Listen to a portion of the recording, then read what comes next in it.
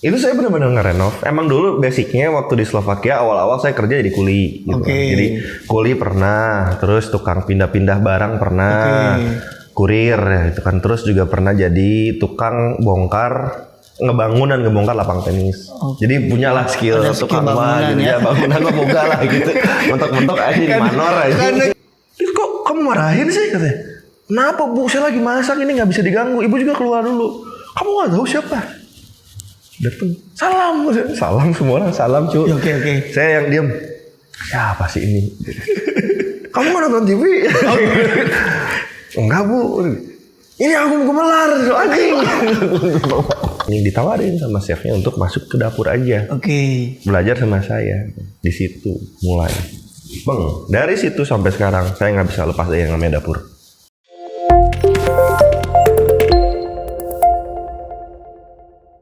Selama 7 tahun ngeband di sana, Ya. bisa masuk ke restoran itu gimana, Bang? Ini, jadi awalnya tuh karena saya kan belajar dikasih beasiswa itu sekitar dirupiahin 3 jutaan lah. 3 juta. Ya, 3 juta rupiah per bulan. Per bulan. Biaya hidup di sana besar. Biaya hidup luar biasa besar, tapi kan itu udah dibayar tempat tinggal. Tapi untuk makan ada biaya luar biasa gitu kan untuk keluar. Harus sendiri. Dan saya peminum gitu. Saya tukang minum gitu. Saya butuh alkohol gitu kan di sana emang dingin. Ya udah akhirnya memutuskan untuk kerja di salah satu restoran cepat saji untuk nambahin duit. Untuk nambahin ya udah yang penting bisa hidup deh gitu. Yang penting bisa makan gitu. Yang penting bisa beli kaos kaki kalau nggak kasar kan di sana dingin nih kaos kaki benar-benar yang tiap hari harus ganti gitu kan. Kalau basah dikit nih nggak enak dingin. Beli itu akhirnya masuk ke dapur sekitar tahun 2014-an juga. Waktu itu akhirnya udah dijalanin dan akhirnya memutuskan untuk masuk ke dapur profesional. Waktu itu adalah Indonesian restoran pertama yang ada di Eropa. Eropa Tengah. Yang punya orang Indonesia? Orang Indonesia, orang Medan. Beliau itu bareng nih sama saya dari awal. Jadi waktu dipanggil tuh kan, mau nggak interview buat kerja sama saya? Tapi kamu harus resign dulu dari kerjaan yang sebelumnya. Saya resign, saya datang ke sana, saya samperin orangnya, gimana Pak? Udah mau buka atau kayak gimana? Sampai sana, restorannya belum ada. Belum ada? Ini nggak ada. Saya bingung. Sudah resign. Sudah resign loh ini gimana? Tenang, kamu saya gaji per hari. Per hari. Di sana kan hitungannya per jam bukan per hari. Per jam. Per jam tuh gede, dapatnya dari sehari itu bisa sampai 300.000 bisa kali, bisa lebih. Nah terus kayak, udah kamu saya gaji per hari. Aduh, gimana? Jadi ngapain tugasnya? Restorannya belum ada. Kita renov. Itu saya benar-benar ngerenov. Emang dulu basicnya waktu di Slovakia awal-awal saya kerja jadi kuli gitu. Jadi kuli pernah, terus tukang pindah-pindah barang pernah, kurir ya itu kan. Terus juga pernah jadi tukang ngebongkar lapang tenis. Jadi punyalah skill tukang bangunan ya. Bangunan mah boga lah gitu. Mentok-mentok aja di manor aja. Karena kebutuhan. Kebutuhan ya. Semua dijalanin gitu kan. Yang penting ada uang tambahan gitu kan. Ya udahlah berangkat, udah Pak mulailah kita renov bareng-bareng, ngecat, ganti lantai semua, hancurin, ngangkat-ngangkat barang, furnitur gitu kan. Jadilah restoran. Udah kerja gimana? Udah kamu jadi pelayan. Astagfirullahaladzim. Tadi pelayan. Pelayan 2 bulan nggak betah. Karena emang saya kan pengen di dapur gitu. Emang duit gede. Pelayan duit lebih gede daripada di dapur, jelas. Tips. Oh iya.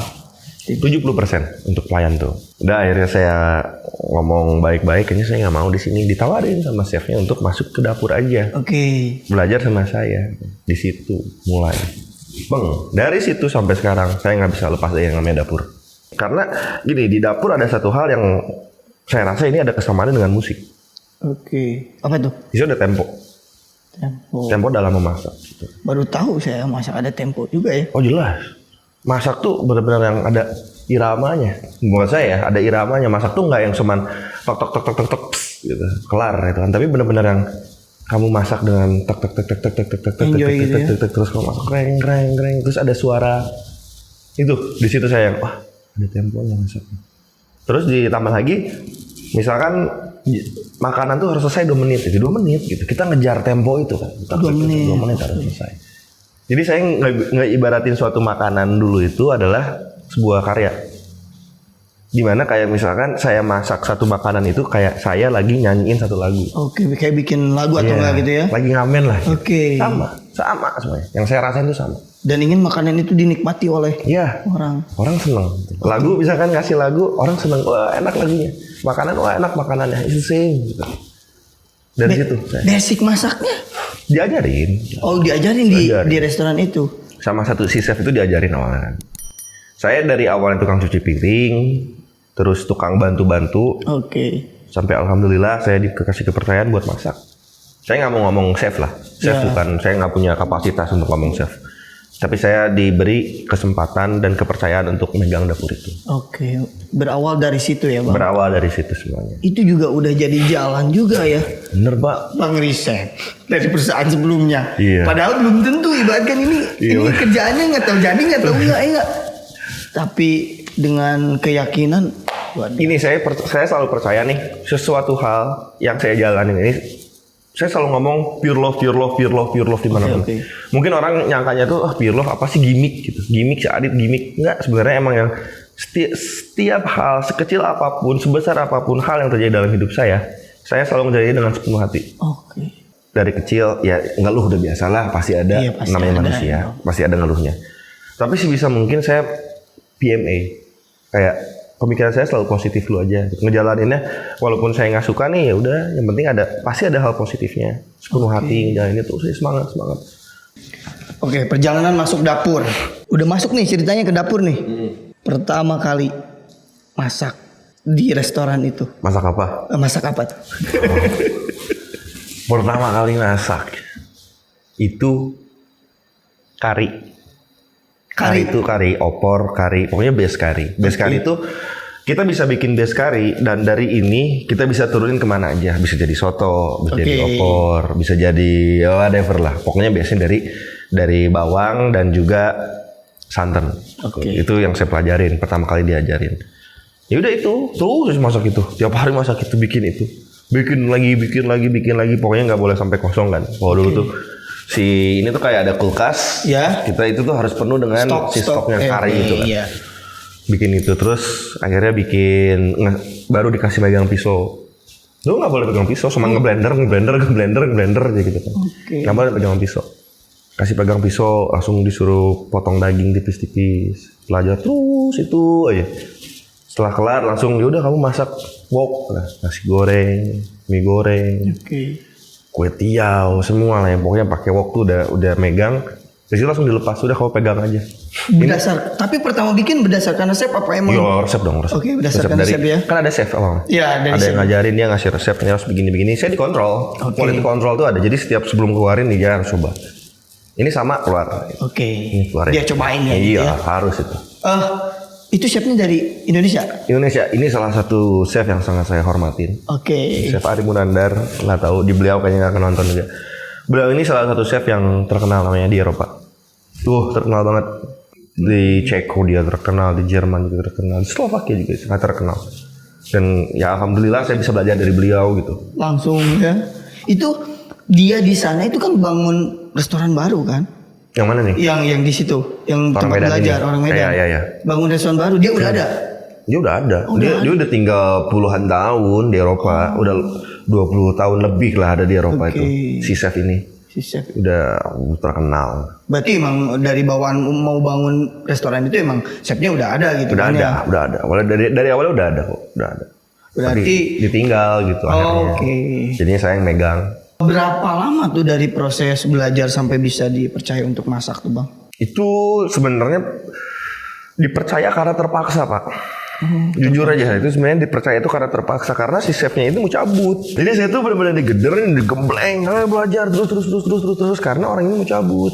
Dia ada pekerjaan lain yang ya dunia masakan begitu ya. Di saat ada yang lebih besar uangnya pasti dia menjanjikan dia pasti cabut. Menjanjikan dan juga ditanggung tempat hidupnya gitu kan. Dia kan sudah berkeluarga, dikasih rumah, akomodasi, ya cabut gitu. Ya mungkin secara tidak langsung udah ada kepercayaan juga. Ya mungkin. Wah ini bisa masak nih, dia juga pasti bisa nih nerusin gitu kan. Sebenarnya saya nggak pernah disebut bisa masak.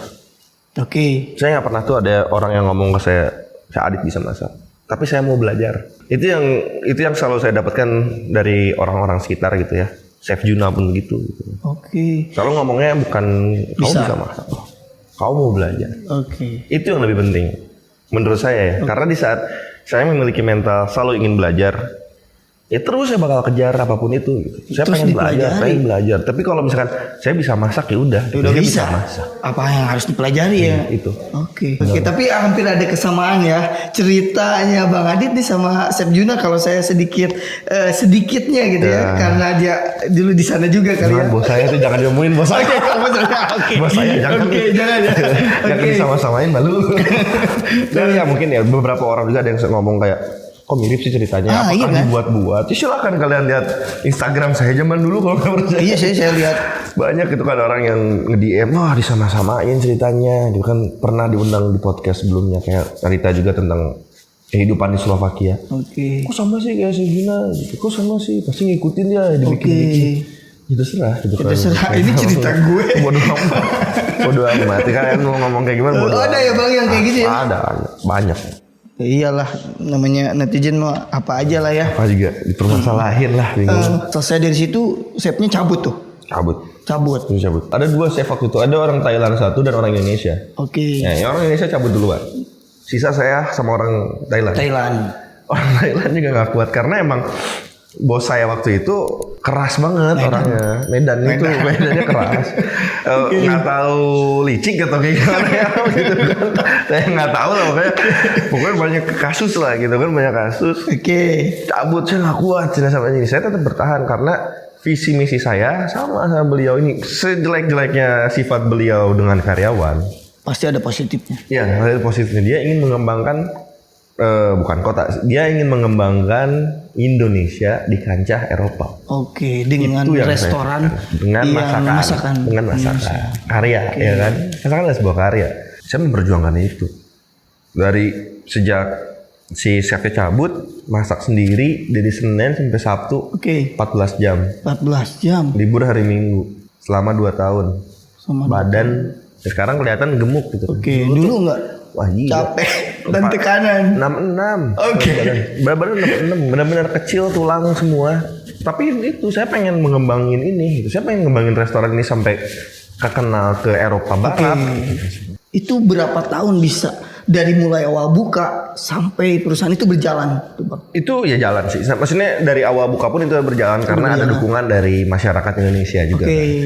Masyarakat Indonesia di Eropa tuh selalu datang gitu kan.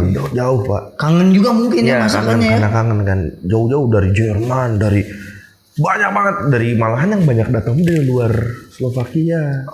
Dari negara lain, mereka liburan karena ingin hanya makan di restoran itu. Nama restorannya Makan. Oke. Makan Indonesian restoran. Kebanyakan malah orang dari luar Slovakia ya. Tapi orang Indonesia. Hah? Tapi Indonesia. Saya pernah nih, ini kejadian lucu. Saya orangnya ya gimana ya, TV juga nggak nonton deh 18 tahun. FYI saya nggak nonton TV. Saya nggak lah TV. Nggak tahu siapa politikus aja saya nggak tahu. Mungkin keluarga saya emang politik gitu kan. Bapak dan ibu saya politik, tapi saya nggak gitu. Saya menolak untuk ada di dunia politik. Jadi benar-benar blank. Oke. Simpelnya lagi masak di sana. Peraturan di dapur adalah orang lain tidak boleh masuk. Itu udah pasti hukum di dapur itu, orang yang tidak berkepentingan dilarang masuk. Selalu kan kamu ke restoran mana nih ada tulisan di dapur orang tidak berkepentingan selain karyawan dilarang masuk. Lagi masak. Ded. Apa? Ded. Ini bentar. Lagi rame lah gitu. Siapa? Orang masuk gak kenal. Saya kira minta tolong usirin. Pak keluar Pak, ini dapur. Saya bilang, oh iya. Terus balik lagi kan, si ibu dubes gitu. Terus kok kamu marahin sih katanya? Kenapa Bu? Saya lagi masak ini nggak bisa diganggu. Ibu juga keluar dulu. Kamu nggak tahu siapa? Datang. Salam semua orang salam cuy. Saya yang diam. Siapa sih ini? Kamu nggak nonton TV? Enggak Bu. Ini aku gemelar anjing. Dimarahin suruh keluar dapur ya. Keluar dong sekali. Keluar nggak boleh.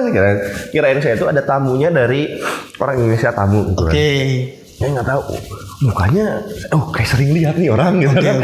Tapi nggak akan mungkin nih gitu. Maksud, ini aku gumelar. Gumelar, apa? Aduh saya diusir. Tapi dia di situ emang kepentingan makan. Kepentingan negara. Gitu sedang lagi ada. Ternyata di atas tuh rame, ada sekitar 30 orang. Beliau saya respect banget. Beliau itu bikin kayak sanggar tari. Dan dibawa ke Eropa untuk pertunjukan. Elegan banget Pak.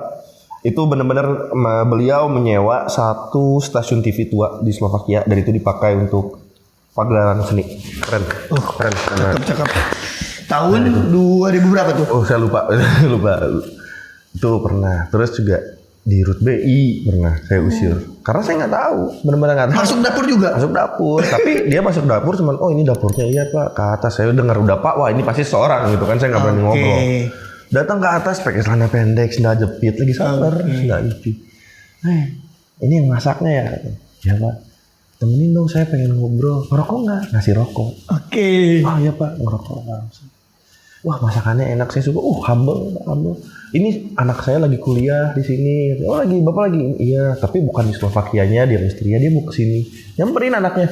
Kita ngobrol gitu kan sama anaknya, ngebir nggak? Mas, ntar kalau ke Indonesia kabarin saya, masakin saya sama keluarga katanya. Main-main aja ke rumah. Oh iya Pak, saya ngasih kartu nama di RUT BI. Waduh, terima kasih Pak. Tapi nggak saya kontak, nggak berani saya. Itu udah beberapa kali tuh, ada 2 kali kejadian itu. Berarti kedutaan juga memperkenalkan bahwa ada salah satu mahasiswa Indonesia yang kuliah di sana dan awalnya sebelum saya di DO dari kampus sangat di ini kan. Ada mahasiswa kita gitu kan. Tapi karena saya udah nggak kuliah waktu itu, saya memutuskan ini salah satu kesalahan saya dalam hidup saya adalah itu. Saya berhenti untuk sekolah karena ingin cari duit. Itu kesalahan yang sangat fatal. Nyesalnya baru sekarang. Di saat harusnya sekarang udah S1 gitu kan, udah punya gelar bukan segalanya gitu kan, tapi secara tidak langsung di saat kalian punya gelar, kalian mau kerja dimanapun akan lebih mudah. Ya, karena itu adalah udah kayak peraturan di Indonesia, kalau mau kerja tuh harus punya ijazah perguruan tinggi. Ya kan, saya nggak mau munafik gitu. Saya bodo amat dengan gelar kalian mau SEMSI, SDM, SJ, pakit lah gitu. Bodo amat. Tapi karena kita membutuhkan ini di negara ini, saya menyesal gitu. Saya cukup menyesal kayak kenapa sih nggak diberesin dulu. Dan itu di perkuliahan di luar negeri ya? Ya itu, maksudnya orang-orang gelarnya juga. Wah lu goblok dit. Gelarnya apa tuh Bang? Harusnya itu sarjana ekonomi, informatika. Saya nggak tahu sih. Jadi kalau di sana itu megere ya. Kalau di sana kan megere gitu kan megere. Coba dong Bang, bahasa Slovakia tuh 1 kata 2 kata aja gimana sih Bang? Apaan mau? Susah. Apa kabar bisa? Apa kabar? Bentar. Misalkan nih saya ngobrol nih. Ciao, mas. Apa tuh? Halo, apa kabar?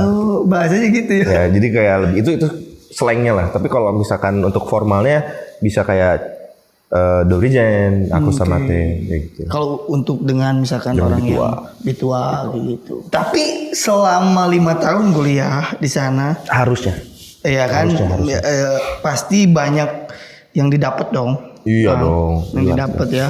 Berarti sebegitu pentingnya ilmu pengetahuan ya Bang? Iya, sangat penting. Maksudnya ya itu jangan pernah merasa kalian cukup lah gitu. Jangan pernah merasa ini saya ngobrol untuk diri saya sendiri. Saya nggak mau merasa bahwa saya bisa gitu. Saya pengennya ya saya mau belajar gitu. Saya mau belajar. Jangan merasa bisa jangan ya kalau emang udah bisa kalian terserah deh gitu. Tapi kalau untuk saya sendiri saya menerapkan diri saya nggak mau disebut saya bisa. Saya pengennya terus belajar lagi. Adit mau belajar. Gitu. Itu adalah salah satu hal yang memang harus patut kita contoh dari lu ya Bang. Pasti di setiap orang tuh punya sisi kayak yang kalian seneng tuh apa gitu. Yang bener-bener passion kalian tuh apa tuh ada sebenarnya. Berarti semuanya berangkat dari hobi ya Bang? Iya kesenangan dong. gitu ya? Jelas dong. Saya selalu pengen saya kerja itu mengerjakan hobi saya gitu. Saya nggak mau kerja itu karena saya bangun karena alarm nih, saya paling nggak suka pakai alarm. Jujur hari ini saya pakai alarm loh. Takut telat gitu kan, takut telat. Tapi jujurnya saya nggak suka nih pakai alarm, kayak mau kerja harus pakai alarm bangun gitu kan. Saya harus kerja nih. Saya lebih senang kayak dulu nih waktu di Slovakia mau tidur jam berapa aja. pasti bangunnya pagi. Udah tahu nih, udah kayak sistematik tuh udah jalan. Karena bangun pagi pun dengan yang wah masak nih gitu kan, berangkat pakai sepeda kan, berangkat ke dapur siap-siap. Seneng. Pulang kerja seneng, capek semua 14 jam Pak, capek. Masih seneng, wah istirahat deh, itu mandi, tidur, gas lagi besoknya gitu. Karena hobi gitu, karena kita ngejalaninnya bersama dengan dari hobi. Dari hati banget gitu. Betul, dari hati, nggak yang kita terpaksa nih. Iya, nggak didorong-dorong orang gitu ya. Coba misalkan nih saya disuruh jadi PNS, ya mungkin saya akan menjalaninya sepenuh hati, tapi apa seneng? Belum tentu. Ini menjadi sesi penutup di episode ini ya. Oh udah ini teh. Pesan untuk anak muda khususnya di Sukabumi yang lagi semangatnya nih ingin berkarya. Satu pesan dari lu. Intinya mana ya? Saya nggak mau disebut so tahu. Saya nggak mau disebut so tahu. Saya nggak mau disebut pinter. Saya nggak mau disebut so ide lah gitu. Tapi apa yang sudah saya jalanin selama ini, ya kalau bisa menginspirasi, alhamdulillah gitu kan. Insyaallah. Dan satu sih, maksudnya jangan pernah ragu aja. Jangan pernah ragu kalau emang kalian percaya kalian bisa dan kalian yakin gitu kalau itu pilihan kalian, jalanin dan lakukan sepenuh hati. Itu sih pure love itu benar-benar yang merubah. Tanyalah teman-teman dekat dulu gitu kan, kayak ada teman-teman di sini, kehidupan saya dulu tuh kayak gimana? Ketergantungan dengan teman, ketergantungan dengan orang tua, ketergantungan dengan bandel-bandel gitu. Karena saya merasa tidak nyaman, saya ngerasa nggak nyaman aja gitu ngejalanin semuanya, nggak percaya diri, nggak begini. Tapi di satu sisi saya ngaca bahwa kayaknya gue bisa, gitu. Kayaknya saya bisa jalanin, saya yakin saya bisa sepenuh hati ngelakuinnya. Alhamdulillah, alhamdulillah bisa. Ya intinya mana ya gitu lah. Jangan ragu lah ya bang. Jangan ragu lah, itu jangan ragu, gas aja. Sepenuh hati tapi. Sepenuh hati, jangan digas, tengah jalan berhenti. Oke, kita banyak mengambil pelajaran dari apa yang diceritakan oleh Bang Adit ini, dari perjalanan hidupnya, salah satu keberanian dia untuk mengambil keputusan yang tidak mudah. Itu adalah hal yang perlu kita contoh, khususnya untuk anak-anak muda ya di kalangan di Kota Sukabumi. Oke, Bang Adit, terima kasih banyak atas waktunya. Ilmunya begitu bermanfaat.